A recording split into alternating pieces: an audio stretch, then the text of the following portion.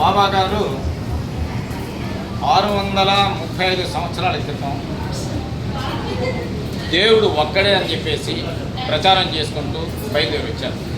ఈయన Arab country నుంచి వచ్చారు. ఈయన అరబ్ కంట్రీలో నుంచి ఎక్కడి నుంచి వచ్చారనేది ఎవరికి తెలవదు.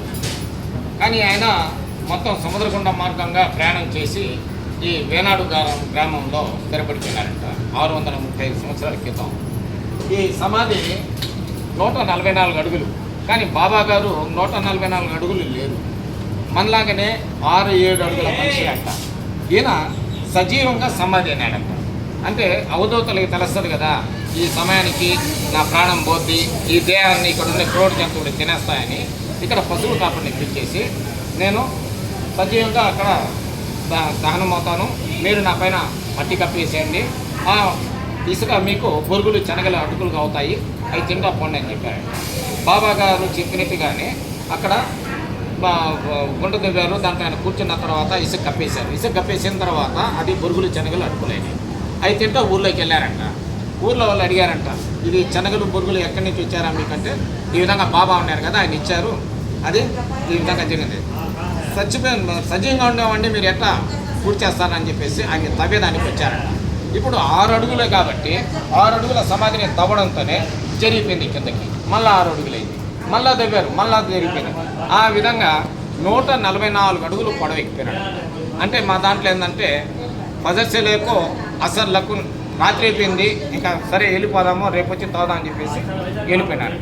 ఇంకా తవ్వేసిన సమాధి చల్లా చెదురుగా ఉండాల్సిన సమాధి ఏంటంటే ఎవరో కట్టేసినట్టు నీట్గా ఉండిపోయింది. ఇంత రాత్రి వచ్చేసి ఎవరు కట్టారా, సరే మళ్ళీ మొదలు పెడదాం తవ్వుదాం అని చెప్పేసి తవ్వే సమయానికి వాళ్ళ ఎదురుగానే పశువులు గుడ్లన్నీ వచ్చి తొక్కాయంట. తొక్కడంతోనే వాళ్ళ ఎదురుగా మళ్ళీ పెరాత వెళ్ళిపోయిందంట. ఆయన ఏంటంటే చాలా పవర్ఫుల్ అని చెప్పేసి వదిలేశారు. అప్పటి నుంచి ఏంటంటే 1993 వరకు ఆ సమాధి మొత్తం ఇసుకలోనే ఉండింది. ఎంత గాలి వర్షం వచ్చినా కూడా పైనుండి ఇసుక ఒక్కరో కూడా కిందకు జారదు. గుడ్లు పశువులు తొక్కేసిన తర్వాత మళ్ళీ కాసేపటికల్లా సమాధి అయిపోయింది. అప్పటి నుంచి 93 వరకు ఇది మొత్తం ఇసుకలోనే ఉండింది.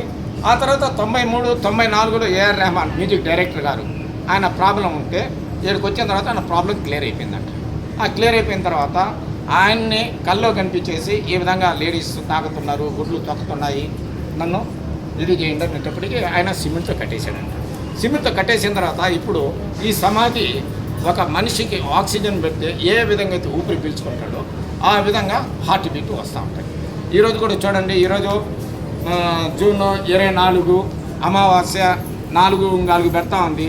ఈరోజు కూడా ఏఆర్ రెహమాన్ చెల్లెలు గారు వచ్చారు.